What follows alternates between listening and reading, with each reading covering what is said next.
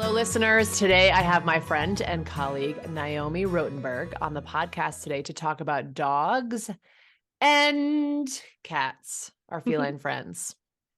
So, can you share a bit about yourself with our listeners? Sure. Hello, everyone. I am the proud human of a cat and dog myself, who are consistently the subjects of some of my experiments on some of the things that I do with my clients. Rio is the cat and Ori is the dog. And I realize that I'm not talking about myself, but it started with them. Yes. So because I did not grow up with animals. I was obsessed theoretically with them as a kid, but I was not allowed to have any pets. And so as soon as I moved out of the house and was able to get my own place post college, Rio was my first, like literally the week that I moved into my place, I was like, I'm getting a cat. And he has been with me ever since. He's a very old man now. And so I started to learn both theoretically about animal behavior and also just like diving into everything in my own life. And I was working at a doggy daycare at the time as well. And so I was getting kind of inundated with a lot of different animal behavior experience, but I only had Rio. And then I got married. And 2 weeks after our wedding, I was like, so we're getting a dog, right? So then Ori came along. And luckily, they did not have that much work to do in terms of getting to coexistence. Very helpfully, because we lived in a one-bedroom New York, Brooklyn apartment. Yeah. And I talk about that with my clients a lot, of like how the space contributes so much to the interactions that the animals have, and how stressed they are by the interactions. But we'll get to that, I'm sure. And I was doing work on the Upper West Side with Amanda Gagnon. Hi, shout out Amanda if you're listening to this. And I was kind of apprenticing, and I did as many of the clients that also had cats. I said, yes, I want those clients, because I was the only one that had cat experience. And I've loved that kind of vibe and some of the issues, even from then. So that was 10 years ago already. And when I started my baby business, Praiseworthy Pets, in 2016, when I moved to Philadelphia, like most baby trainers, I took everything. I took all the cases because I was like, I need some cash money. But over the course of the years, I really found that I loved doing cat consults, and I was doing those totally online even before the pandemic hit. And then when everything shut down, I already knew how to do consults on the Zooms. But really, what I figured out was the best kinds of success that I was getting was with the issues that people were having in the house, because I can see it on Yes. the Yes. phone, or it's very easy for people to take videos and send them to me, or I can work on it if we're sitting in an office and I can have them do some stuff behind them with their animal if we're teaching a new skill or something. And so it kind of naturally niched down to like, these are the types of cases that I love doing, and I can create a process that has worked for previous clients in the past.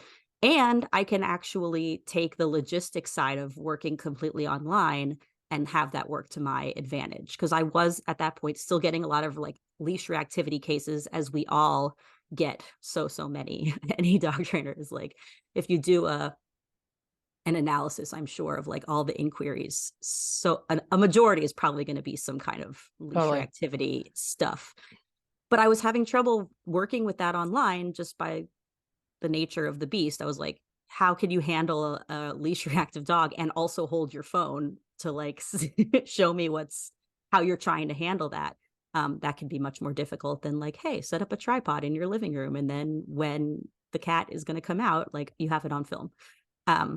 So here I am today. I have all of my programs are online, super effective. I love doing it. And I'm probably the only business person who has stuck her flag in such a tiny, tiny niche of the animal behavior side, but it's been super fulfilling. And I love being the cat dog person. So here I am. Yeah.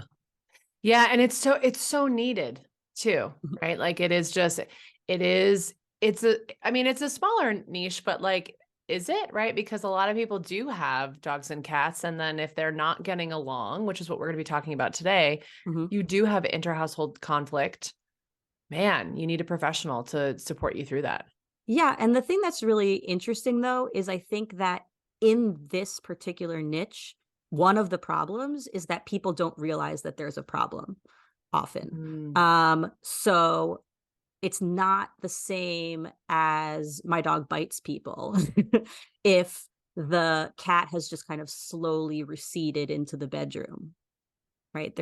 Maybe there's no safety issue, or, everyone is getting along, quote unquote, fine. Most people are not going to reach out about that if they're not clued into their animals' behaviors, how they were before they lived together and how they are now.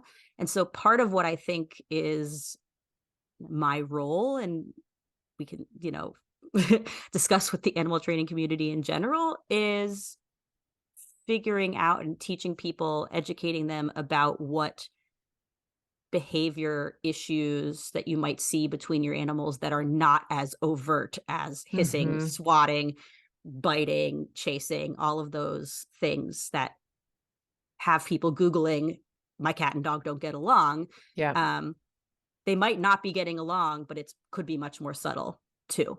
Um, so it's needed, and it's probably needed more than people realize. But just like with any training issue, the bigger it is, the more urgent it is. We get, those calls of being like, I need help now, when they could have gotten help a little bit earlier and things would have Yes. been easier. Yes. I feel it's like we're so busy.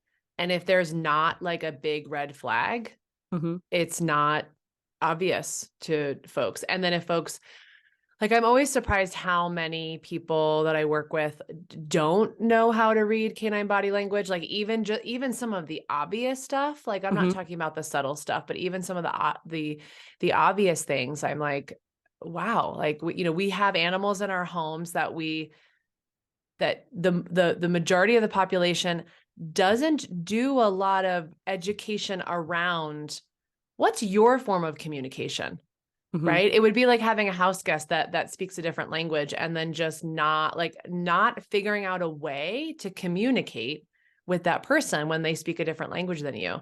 And I mean that's what we do. We make a lot of assumptions. We have a lot of expectations about the animal fitting into our life versus how can we all coexist and how can I learn about you and have a dialogue with you so that we're living in a more harmonious state, and we're not just expecting, like you said, if it's not obvious or a big red flag, then it's not a problem, right? Yeah, and I think what's really interesting in the difference between dogs and cats is both the evolutionary aspect of dogs are much more likely to learn our body language Uh-huh. and respond appropriate to that, so that humans think they know what their dogs are doing and thinking, but they don't, because the dogs have kind of code switched to human, via trial and error of, being positively reinforced or punished for certain behaviors. Whereas cats, because they were domesticated much more recently, the stereotype is they don't give a shit Yeah, about totally. about Totally. about humans, and that's partially true. And so Yeah. there's a lot of miscommunication between humans and their cats, probably even more so than dogs, because people just assume that the cat's being a dick. um, but they're Hmm. not. They're being cats, and as if you can read them and they're telling you stuff, they're just not going to translate it into human as much as dogs probably will, stereotypically, right? There are Hmm. many, many cats who are very much attuned to their humans and get along beautifully. But stereotypically, there's a difference between the species in that way as well. Yeah. Yeah, absolutely. So we're going to talk about inter-household conflict because you see clients with this concern. There's different like degrees of severity that you talk about. We've talked about your programs a lot. And so when we're talking about inter-household conflict, what are we referring to? Like, how are we defining that for this episode? So I've been playing around with this definition for a few years. I'm always tweaking, but here's what I've kind of written out, and we can break down some aspects of it as we go. So I like to think of inter-household conflict, specifically interspecies household conflict, as chronically stressful interactions between the felines and canines in a home who are consistently interacting with each other. And those stressful interactions cause the behavioral repertoire of any of the animals, any combination of the animals, to change.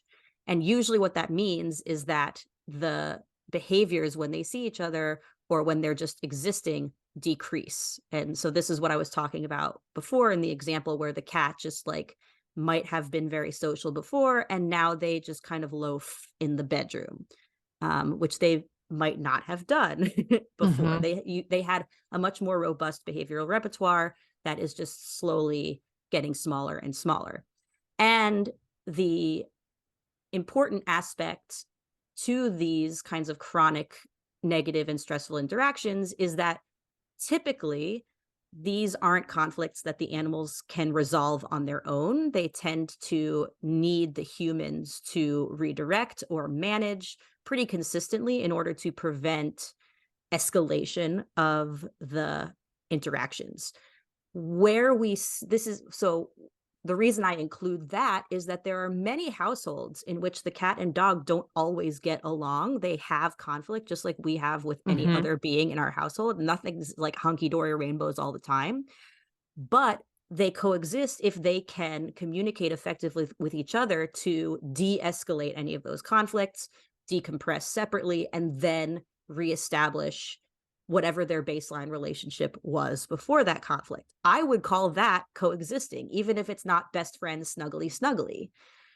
It's really where there's chronic stress and reduction in behavioral repertoire and an inability for the animals to resolve it on their own. So I think that's kind of the like Venn diagram that I have come across, that I've created in this definition for the, over the last few years. Yeah, I love that definition because I love how you're differentiating it between the example that you provided, right? Where there's always going to be a level of conflict. It just depends on how often is that conflict impacting their quality of life in the home, which is what I hear you saying in terms of that, like the reduction in the behavioral repertoire I hear you saying it about felines. Do you see that about canines? Yes. So, stereotypically, the dog is usually the asshole and the cat is kind of the victim. But that's not always true. One of the questions that my clients in my community giggle at is I'm always like, well, okay, first of all, when you're introducing yourself, you have to say which one of your animals is the asshole, because the frameworks are not necessarily canine or feline specific. It's which of the animals is initiating inappropriate behavior towards the other one. And so when we're talking about reduction in behavioral repertoire of the dogs, sometimes for the dogs who are moving forward, chasing all of that stuff, the reduction in the behavioral repertoire is that they can't do anything else besides for focus on the cat. Right? So if they hear the cat or they see the cat, they only have 2 or 3 things that they will do in response. And one of our jobs as the trainers or the facilitators is to let that dog know there's a bunch of things that you can do that are not that inappropriate behavior in order to get either the space you want or to be able to pro-socially interact with the cat in a way that is appropriate. You just have to look at the motivation behind all of the different behaviors, but we basically want to say, why are you doing those one or two behaviors when you see the cat? Can we teach you a bunch of different other ones that also result in whatever you're trying to do? And when you expand that behavioral repertoire, you start to see a more relaxed dog because they know, oh, I could go settle on my mat. I could go choose a toy. I could go see my human. I could go check in with my human and then basically ask, can I go see the cat? Right? If they are wanting to interact with the cat. If we're teaching them all of those behaviors, then they know what they could do in that situation versus I have to chase or I have to stare because that's what I have done in the past. Does that make sense? Yeah, it totally makes sense. And I'm just wondering in terms of the motivation, right? Because as you're saying, every behavior has a function, right? Mm-hmm. Whether we like the behavior or not, or whether we agree with the function or not, like every behavior has a function, right? So Mm-hmm. so if I'm a dog and I'm chasing a cat because it's fun, Mm-hmm. right? That's my motivation. The function is that this is entertaining to me, right? Mm-hmm. How do you figure out what that motivation is? I would imagine like through previously taken video or asking a bunch of questions for the pet parent, right? Mm-hmm. Because we don't want to set it up where we see the behavior Mm-hmm. because it could be an unsafe situation. So Mm-hmm. how do you suss out, like, is this predacious? Like, are you unsafe around the cat? Are you just having a good old time? Are you a frustrated greeter and you don't know how to engage Mm-hmm. with the cat? Like, how do you figure out all that out? Yeah. So sometimes it's really not obvious. I Yeah, actually have a podcast episode with Simone Mueller about predation that we could link maybe in the show perfect. notes that people Perfect. could use that to kind of think these things through. But you did mention kind of the three main functions of dog moving towards cat Mm-hmm. type behavior. And here are the things that I tend to look at. One is if there have been any accidental chases, what has happened, right, in the past, Mm-hmm. In right? past. We're not going to say, hey, let your dog chase your cat and see what Totally. happens.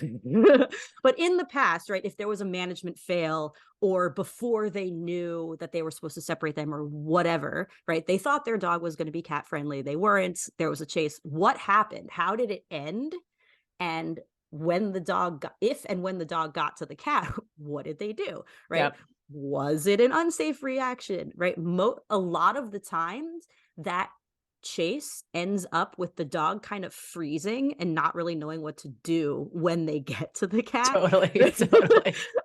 And the cat either tells them to back the fuck off Mm-hmm. in a very very clear way, and the dog either responds appropriately or doesn't, or the cat says, all right, well, that chase was not great, but hello. I'm just going to stay here and see what you do. And then the dog says, oh, well, that's not as much fun as the chase. Right. So anyway, so there's Mm-hmm. the fun aspect of it, of the chase itself, but they don't actually know what they want to do when they get there. Like, are they going to have a social interaction, or are they just like, oh, well, that was a prey-ish thing, just like a ball or Yep. anything like that. Um, we have the predation aspect, which I tend to also think about in terms of body language. Are we looking at super duper stiff, slow Yes.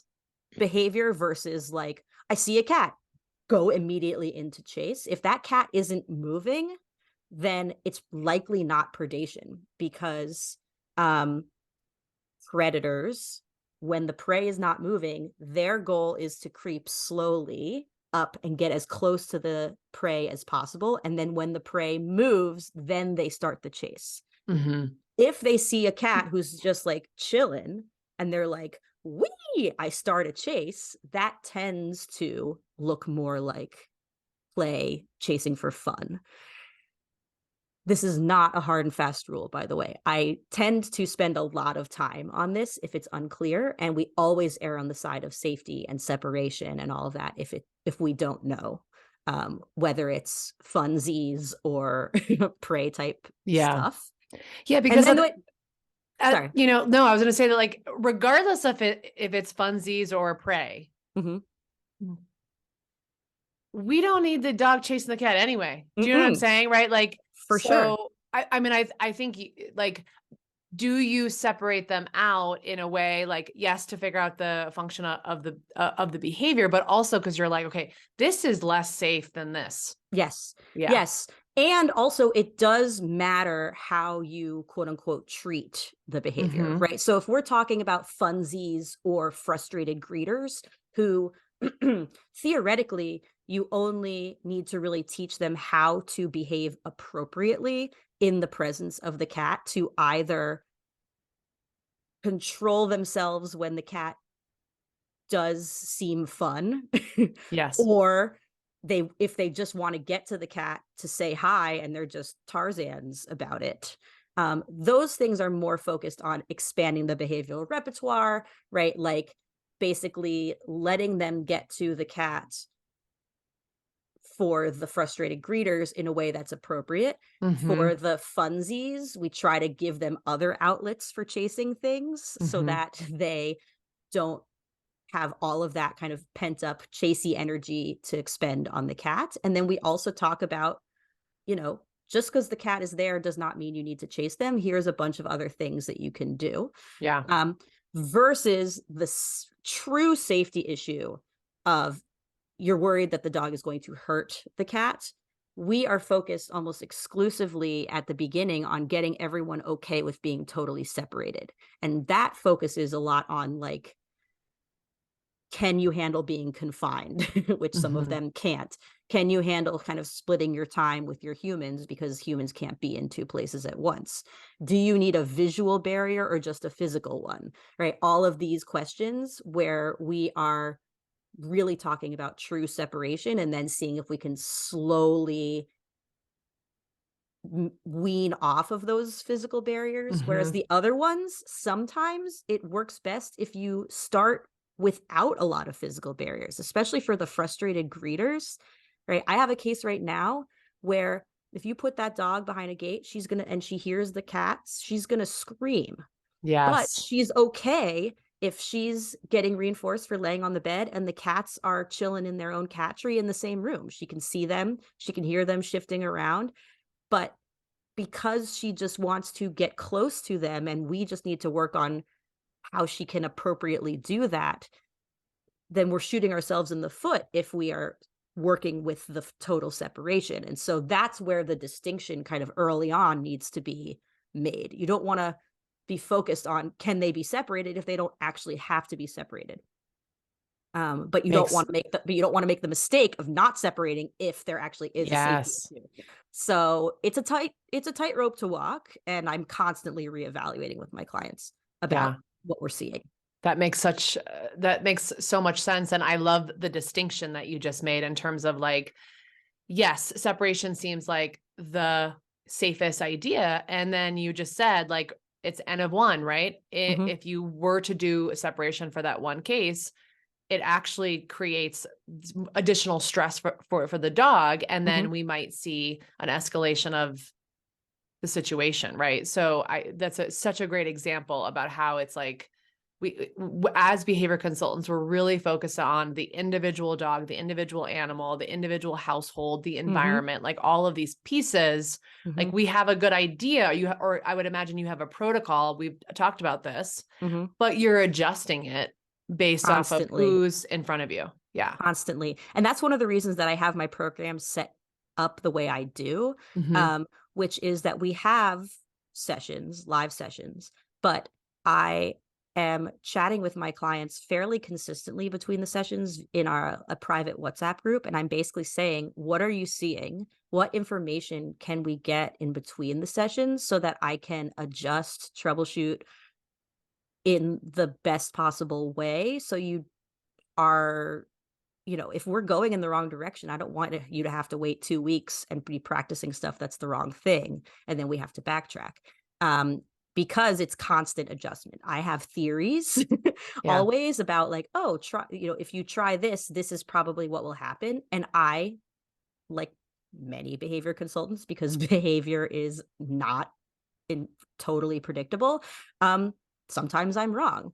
And so it's that constant experimentation and adjustment, away from the general kind of default protocol is so, so important. And I'm kind of always looking for more information about whether I'm telling people to do the right thing. Yeah. Thank you for being so vulnerable and saying that on the show. Like, I don't want to just skip over that because we do get it wrong, right? Because we are human beings and we are not living with people all the time, right? Mhm. And we're getting to know the animal and the person. And there is no 1 + 1 = 2 with Right. this whole behavior consulting thing. And so it's brave of you to say, given all your experience, that like, and sometimes I get it wrong. And it's interesting that you're bringing this up because the other day I left a situation with a few clients and I was like, ooh, that didn't feel good. Like, why do I feel less than? Mhm. I'm like, what? And then I was like, oh, well, I'm defining success that it goes perfectly. That's not the best way to define success Mhm. because I'm going to be sorely disappointed often if it doesn't go perfectly, right? So defining it could be like, yeah, I am going to set expectations. We're going to try this. We're going to experiment. We're going to get some things right. We're hopefully going to get fewer things wrong. Mhm. And if we do get something wrong, then that's information for us and we can move forward, right? Like that feels so much more realistic Mhm. than everyone needs to like me. It needs to go perfect. The systems need to be swimming. You know what I Mhm. mean? Like I Yeah. don't know. It just is. I really want trainers that are listening to this to hear that like, that is okay. That doesn't mean you're a bad trainer. Yeah. I think as I have, in my ultimate amount of wisdom, come to the concept of I'm defining success as my clients are feeling supported in everything that happens, especially because cat dog stuff can be a really long-term project. I want them to know that I am there for them and I will help them work through things that don't go so well. And Mhm. from the beginning, I say there's going to be stuff that doesn't go well, right? Whenever you're talking about animals not doing behaviors in a vacuum, which behaviors are never in a vacuum, but you're having this like push and pull of two animals, at least two animals. A lot of my clients have more than two. And then you're also adding the human behavior and thoughts and feelings into it. There is so much that affects the other that I have found that the best measure of success is me saying, I am here for you, and they truly feel like I'm there for them and that I'm Mhm. going to help them through whatever comes, versus we are going to get this done at a certain time and each session is going to go swimmingly and I tell you to do a protocol and it's going to go great. Right? It doesn't work like that. Yeah. Um, and yeah, it doesn't mean you're a bad trainer or a bad behavior consultant. In fact, if you are following a protocol perfect, like quote unquote, to the letter, and things are going great, I would question that actually. Mhm. um, because behavior is so variable that it should not look textbook. And you should have the skills to be able to notice if there are things that like the client is saying worked really well, but like maybe it didn't because client reports are wrong or Mhm. slightly weird. Um, so you always kind of want to be just defining how well each step of the process is going in terms of being closer to where you want to go, and how you react if things are not perfect. Mhm. Yeah, I had a moment the other day when I was reflecting on that. I was like, "Oh, Marissa, this is because you have a hard time being with messy." Mhm. Like this whole thing actually was like, if you look at it from this perspective, this engagement that you had was really successful. But Mhm. because there were certain things about it that were messy or didn't go the way that you had hoped, that's you, that it's a representation of what I can hold emotionally, not necessarily of the whole experience. Does that make sense? 1,000%. It really Yeah, depends on who you are as a human too, and what totally. whether your expectations are appropriate. We always harp on like, how can I tell our clients to have realistic Mm-hmm. expectations? And then we put ourselves on this pedestal of Totally. I Totally. should know exactly what to do in every Totally. situation.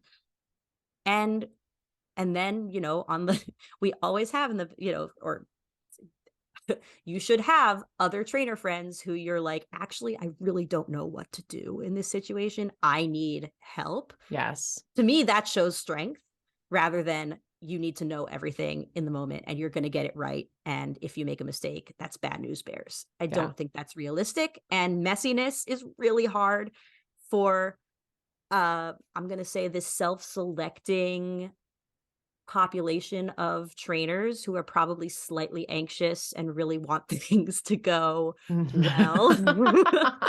We have similar personality traits that I think does sometimes go against what we're trying to help, and when the help doesn't happen in the way we want to, we reflect it on ourselves, Totally. which is tough, and we kind of need to like get Sure. over it. Sure. It's Well, so hard. it is really hard. And it reminds me of like, oh my gosh, it reminds me of all the Instagram posts and all the memes about like your dog's behavior is not a reflection of you. Like this is Hmm. what we're saying to pet parents. It's like the work you're doing with your client is not always, I mean, sometimes it is, but it's not Yes. always a reflection of you as the behavior consultant. There's so many variables that are happening, and we can't control all of the pieces. That doesn't mean we shouldn't strive to do better and learn and expand the ways that we're communicating and setting expectations and the protocols we're using and all of that. Hmm. And it's not a direct reflection of who we are, right? Yeah. Like, yeah. Yeah. If you're not trying to get better, that's sucky. If you are trying to get better and also acknowledging that you are always there's always room to grow, which means by definition that sometimes you're not doing Yes, the things that yes, are perfect, yes. that's likely the best place to be, in my opinion. Yeah. We digress, but I felt We like did. that was like so important. Like you were just like, yeah, and then I I make a mistake and then I pivot. And I was like, whoa, hold on. Let's shine a light on that. That's a big deal. Okay. So how do you assess the conflict in the home? So there's a bunch of different aspects to this. I wrote out a little list and I'm looking at the list and realizing that there's a bunch of things missing, but I'm just going to go through it. Yeah, and, go through it. um, but here's the data that I tend to try to collect at the beginning of my programs. Number one, what does the conflict look like, right? What do the behaviors look like? What is triggering them? What is one of the animals doing that the other one responds to? Is there a particular time of day that tends to like cause everyone to get angsty and weird? Um, and so we're looking at how often are the conflicts happening? What do they look like? The intensity of them. We're talking about, is this a safety concern? Are they kind of generally a little bit cranky at each other, or like they having full blown like freakouts and they can't recover quickly? Um, and then one piece of information that I really try to get at the beginning is whether any of those triggers or contexts or whatever are predictable at all.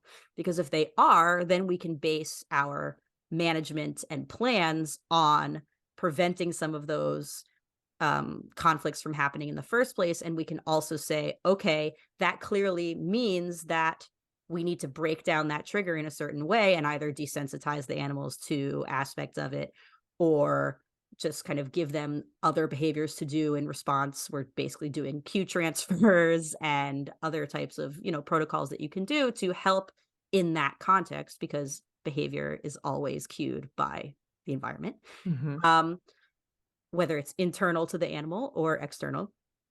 And if it's predictable, great. If it's not predictable, I always ask for more data. and more data. And sometimes it's not predictable. But I try to get as close as possible to really at least describing what the triggers are objectively as possible.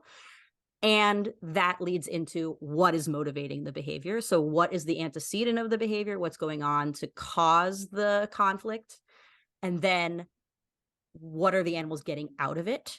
How is it being reinforced? And how might we be able to insert different behaviors in there? This is a very, ABA functional analysis type approach of basically saying, here's all these other behaviors you can do to get that same reinforcement, or as close to that as possible. Let's see if we can teach those. And I assess the conflict kind of subjectively of like, how much of an issue is this for each of your animals in terms of quality of life, right? Like before we do anything, I'm always talking about, are each of your animals' needs being met individually? So if we do have to separate completely, and your cat is a social being, how can we make it so that you are spending enough quality time with your cat, even though your dog is probably the nutty one and you need to spend a lot of mental and physical energy like dealing with that shenanigans? We don't want to forget about the needs of each individual animal, because if we are happy in and of in ourselves, then we are going to be nicer to the people and beings that we live with. Yes. I think many people can think of some examples in their own lives and dealing with other humans where like, no way. If you're trigger stacked and like, you haven't slept or like you're hungry, I'm not talking about myself or my daughter. We are like such hangry people. It's like not okay. But like, we're at each other's throats. It's 90% better if we have eaten. It's like, and that's it. And I mean, it doesn't solve everything, but like, let's get that dog a chase outlet that's not the cat. Let's do that first. See what percentage of the chases decrease just from that. Don't even have to do anything with the cat. Cat's just chilling. Yes. So that's kind of how I assess the conflict. Does that answer the question? Yeah, that's amazing. Thank you for providing all of that. And I know that you use a lot of management strategies, right? Especially in the beginning to provide that relief. So can you talk a little bit about what your favorite management strategies are to support everyone in the household? Yeah. So I think about things in terms of passive management and active management. So passive management tends to look like physical barriers, visual barriers, and active management is things like redirection cues and kind of specifically orienting during certain situations where there's probably going to be a conflict. You're like heavily supervising and you're ready to interfere if you need. And then kind of in the middle is what is kind of just routine changes in general, right? So like if that around dinner time, everyone gets a little cranky and the cat tends to kind of wander into the living room being like, I'm hungry. And then the dog gets pissy, right? Maybe we feed the cat 30 minutes earlier in the bedroom with the door closed, right? So that's not, it doesn't even have to be with the door closed because that's getting into physical barriers, but like literally you're just thinking about what might be contributing within the environment itself that we can make slight adjustments without having to necessarily totally cut everybody off from each other. Because like I said before, sometimes that can be really stressful and we only want to keep that as a long-term solution if we are having some safety issues. We do a lot of muzzle training if we're looking at a dog who we're not sure if they're going to eat the cat. I always make sure that there are double layers of barriers in that we're talking baby gates, we're talking doors. I have my own, I should like TM this to be honest, but everyone says like stack baby gates because cats can jump over everything and they're liquid. A lot of clients are like, yeah, I stack them, but then I have to like take them down every time I have to go through the door. And I'm like, okay, here's how to do it. So maybe I can give you like a link to, I have a free guide for management and Yes. dates and stuff. Yes. So It's awesome. I'll give that link. But here's the quick and dirty is you get one of those gates or two of those gates that have the swingy doors. And you put one in regular at the bottom and you Uh-huh. put the same one, Opposite. whatever fits above it, but you flip it over so that the doors are lining up and you connect the two gates together, usually like zip ties or even some kind of So you have a door. so you have a human sized door Oh and my gosh, that's brilliant. the cats can't jump it. That is brilliant. I love that Cool. idea. TM, everyone, you heard it Yeah. first. You Heard heard it it. here You heard it first. first. I Love mean, they that. do make like floor to ceiling gate type things, but they're like $400 and I'm like, hard pass. Yeah. um but yeah, anyway, so baby gates, doors, any kind of like screen doors or glass patios. I sometimes like to do setups behind there because at least we have a physical barrier, but we are having some kind of visual access to each other, because Hmm. that's usually the first thing that, if you're going to do barriers, that needs to go, is like if they can't see each other without freaking out, you have to have a visual barrier as well as a physical barrier. But like, hopefully you can graduate to at least taking the visual barrier away so that like everyone can live their life and there just happens to be an anti-death contraption in the middle. Yes. Yes. And some people stop there, right? It really depends. Like if you need long-term management because there's going to be a safety issue potentially, and I'll say, okay, we can do that. There needs to be at least 2 layers of Hmm. physical barriers, and we need to maximize the efficacy of routines and all of that stuff. But I have a few clients who are like, well, we're gonna split the house, and that's just the way it's gonna be. Yeah. And we've decided that that's the best way to do it. Um, because the house facilitates that, just like the actual structure of how the house is organized. The animals' personalities are fine with confinement, and the humans can provide everyone with their individual needs. If Yeah. if there would be a safety concern if we got them together, then that's the best place to stop. Yes. Yeah. And I mean, I think the question is, how long is that sustainable for, right? Like some Mhm, people it's sustainable forever. And some people they like live with it for like they're okay with it. And then they get 6 months in and they're like, wow, this is feeling really confining again. mhm. Right. So yeah, I think it is a personal preference, but it's there to prevent something scary from happening. Yeah, and I mean, if I have a client who from the beginning I have this, I call them phases, of like from absolutely apart where there are physical barriers at all times to cautiously coexisting. I love a good ABC. And cautiously coexisting is basically they can exist together totally fine. There are occasional conflicts that come up, usually in these predictable situations that we need to work on Hmm. specifically. Um, and you move through these phases. There are clients that come to me and they are absolutely apart. Like these are the animals who, um, even if there is a solid door between them, the dog I had one where the dog had their nose to the bottom of that door, would not move for hours, and had to Wow. be pulled away to like go pee.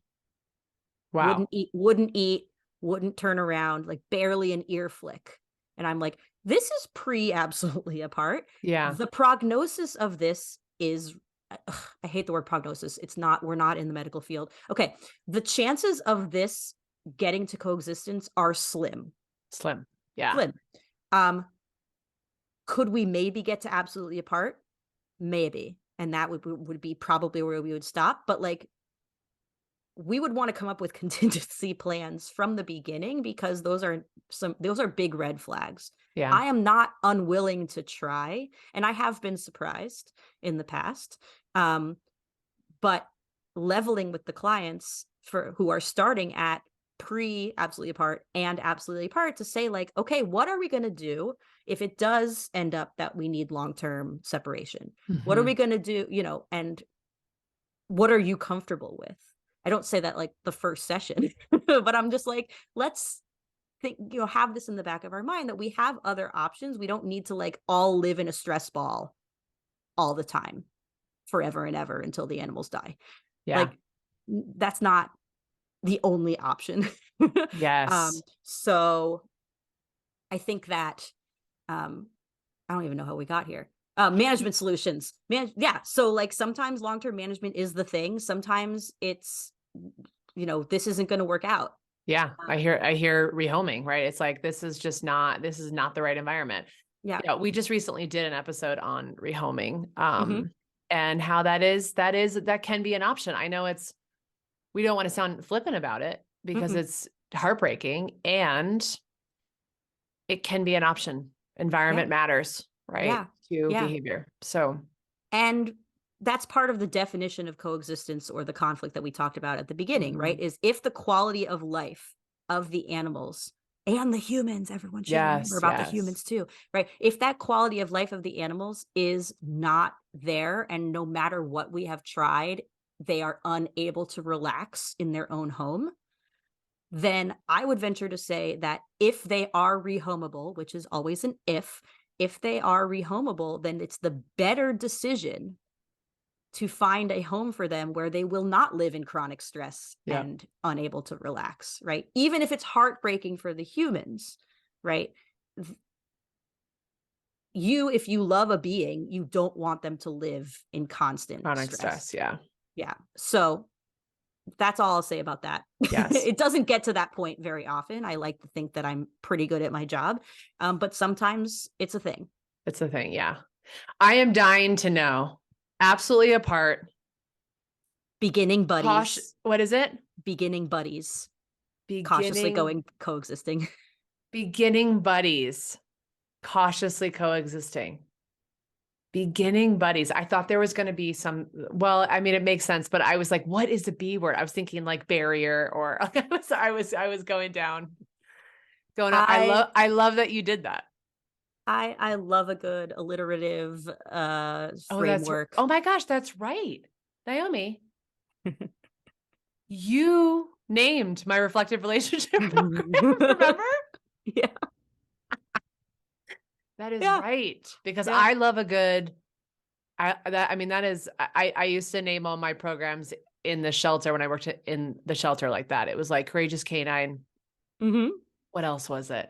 Easy to remember. Yeah, it's just Extremely. easy to remember. I had acronyms with each, Hmm. right? Like love a good acronym. Love As a good acronym. the thing that, and me, I'm very like precise with words as much as I Yes, can be. So I'm yes. always like, if I can make it alliterative or a cute acronym and it is clear what the hell I'm talking about, yes, check, check. I'm gonna do Yes. it. I It's love gonna that. be cute. I love that about you.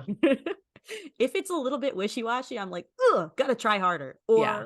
Or maybe it's Yeah. not sadly gonna work out. It's awesome. Okay, so we keep talking about your programs. They're so great. Naomi and we're in a group together, and we talk about all of our work and whatnot. And it sounds incredible, the work that you're doing. And so where can people find you online? They want to join your programs Yeah. So or say hi. online, they can say hi to me. Okay. So I'm on Instagram at praiseworthy pets. Um, and you can DM me there. If you want to just like chat and say hey, because you're cool. If you if you want to potentially work with me, go to praiseworthypets.com, and there's two sections on the website. If you're a pet professional and you want some guidance on any of your cat dog cases that are kind of coming across your desk and you just kind of want a second set of eyes, that's available for you. And then I also have the pet parent side of it, where we go through these absolutely apart beginning buddies, cautiously coexisting, and I have subscription programs for private training, as well as a group of all of my private clients, the Cat and Dog Coexistence Club. So there's the support that you get from me from the private training side, as well as meeting other really cool cat and dog people who are going through similar shit. Yeah. And it's lovely. There's some events in that club as well. So after trial and error, I've come to these programs and they're wonderful. I love doing them. That's And so awesome. meeting all of these cool people across the world who have cats and dogs who are like having some struggles. Yeah. Love it. Thank you so much. We'll link to all of this, including your free awesome gift that I have. And any other resources that you mentioned, we'll link to that in the show notes. So thank you for being here. Thank you for having me. This was great.